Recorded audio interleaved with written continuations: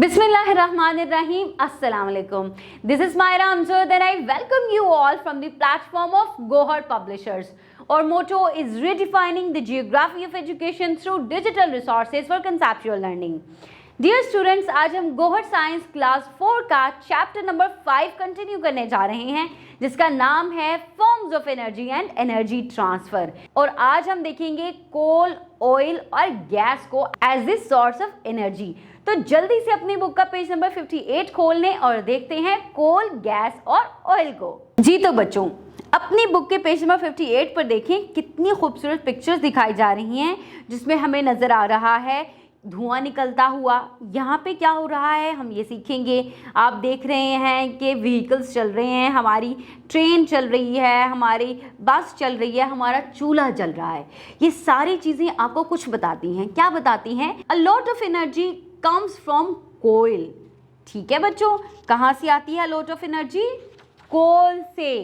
ठीक है, अब क्या होता है कोल, ऑयल और नेचुरल गैस से हमें बहुत ज़्यादा एनर्जी मिलती है। और क्या होता है, ये एक्चुअली फॉसिल फ्यूल्स होते हैं। आपको पता है फॉसिल फ्यूल्स क्या होते हैं? नहीं, चलिए मैं बताती हूँ। फॉसिल फ्यूल्स बनते हैं जब जानवर और प्लांट्स जो हैं वो मर जाते हैं और वो ज़मीन के अंदर दफन होना शुरू हो जाते हैं। देखिए, एक दफन होना होता है कि जिसको हम खुद दफनाते हैं, यानी कि प्रॉपरली उसकी ग्रेव बनाई जाती है और उसके ऊपर मिट्टी डाली जाती है। उस तरह का नहीं, जब प्लांट्स और एनिमल्स खुद ब खुद ज़मीन के अंदर मर जाते हैं और वहीं पे जो है वो बरिड यानी कि वहीं पे रह जाते हैं और फिर उनके ऊपर मिट्टी आती जाती है और हवा, पानी गुजरता चला जाता है, तो क्या होता है उनके प्रिंट्स बनना शुरू हो जाते हैं उस मिट्टी के ऊपर।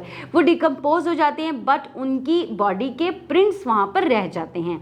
वो क्या होते हैं? हमारे फॉसिल फ्यूल्स होते हैं। ठीक है, यानी कि देखिए आपकी बुक में लिखा है fossil fuels were formed from the buried remains of plants and animals that live on earth millions of years ago. जी बच्चों, बहुत सालों पहले। तो चलें अब हम देखते हैं। Natural gas is burn at homes and factories. Coal is burn to make heat, this heat runs machines. Oil is burn in vehicles to move them. जी बच्चों, अब हम देखते हैं कि फॉसिल फ्यूल के साथ एक प्रॉब्लम है। क्या प्रॉब्लम है, जल्दी से देख लेते हैं। Oil, coal and natural gas provide for most of our energy needs. जी, ये तो हमें दे रहे हैं but their excessive use is harmful. जी बच्चों, अगर हम इसका ज़्यादा इस्तेमाल करते हैं तो ये हमारे लिए नुकसानदेह है। तो आपको पता है air and water becomes poisonous by burning of such fuels. जब आप अपना फ्यूल बर्न कर रहे हैं, या जैसे कि आपकी गाड़ियां चल रही हैं उसके अंदर आपका पेट्रोल है और वो इस्तेमाल हो रहा है, तो क्या होता है उससे हमारी हवा और हमारा पानी पॉइजनस हो जाता है ना, नुकसानदेह बात। तो इस वजह से पोल्यूशन कैन मेक अस सिक। जी, हम बीमार हो जाते हैं। और आपको पता है फ्यूल्स जो हैं वो बहुत ज़्यादा कॉस्टली होते हैं। आपको पता है पेट्रोल की कीमत दिन ब दिन बढ़ती चली जा रही है, तो ये हमें बहुत कॉस्टली पड़ता है। We will also run out of them one day. एक दिन क्या होगा, सारे फॉसिल फ्यूल्स ख़त्म हो जाएंगे। तो हम क्या करेंगे? हमारा तो पेट्रोलियम का जो है वो सोर्स ही ख़त्म हो जाएगा ना।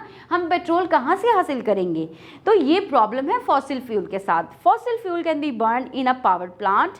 The power plant produce electricity. Okay बच्चों, फॉसिल फ्यूल से हम इलेक्ट्रिसिटी भी हासिल कर सकते हैं।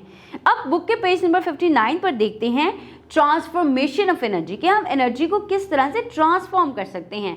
आपको पता है हमारी रोज़मर्रा की ज़िंदगी में we see that one form of energy can transfer और चेंज इनटू अनदर फॉर्म। जैसा कि आप देखते हैं इलेक्ट्रिसिटी प्रोड्यूस होती है फास्ट फ्लोइंग वाटर से। ठीक है, अब वो फ्लोइंग वाटर है, वहाँ से एनर्जी आ रही है, लेकिन हमें क्या मिल रही है? इलेक्ट्रिसिटी। डैम्स के अंदर क्या होता है, पानी जब फ्लो करता है तो वो वेरी फास्ट फ्लो करता है थ्रू टनल, और उससे क्या होता है energy in the flowing water runs a turbine. जी बच्चों, उसकी वजह से हमारा टरबाइन चलता है। इसी तरह से जनरेटर्स जो टरबाइंस में मौजूद होते हैं वो इलेक्ट्रिकल एनर्जी प्रोड्यूस करते हैं। अब क्या होता है, in an electric lamp electrical energy transformed into the light energy.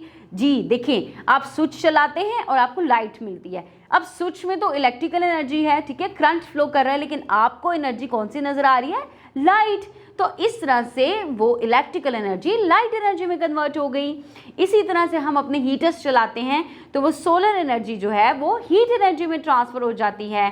फिर हम सोलर पैनल्स का इस्तेमाल करते हैं जिसकी लाइट एनर्जी इलेक्ट्रिकल एनर्जी में कन्वर्ट होती है। हमारी सनरेज से हम एनर्जी को स्टोर करते हैं और हमारे घर के फैंस और लाइट्स में इलेक्ट्रिसिटी के तौर पर उसको इस्तेमाल करते हैं। इसी तरह टेलीविज़न के अंदर एनर्जी जो है वो लाइट और साउंड के अंदर ट्रांसफ़र होती है। हमें लाइट नज़र आती है टीवी स्क्रीन पे और हमें आवाज़ें आती हैं। ठीक है बच्चों, तो इस तरह से हमारी एनर्जी कन्वर्ट होती है एक फॉर्म से दूसरी फॉर्म में।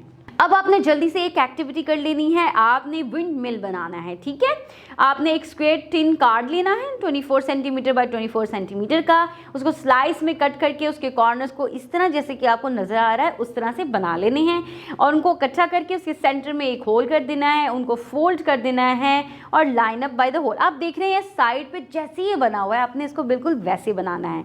ठीक है, और एक पिन से यहाँ पे इसको पॉइंट पे आपने उसको पिन अप कर देना है। ठीक है, push a pin through a strong plastic straw, a bead and a कॉक piece, blow your windmill to spin it. ठीक है बच्चों, अब आपने क्या देखना है वो आपने अपने टीचर्स और अपने पेरेंट्स के साथ डिस्कस करना है।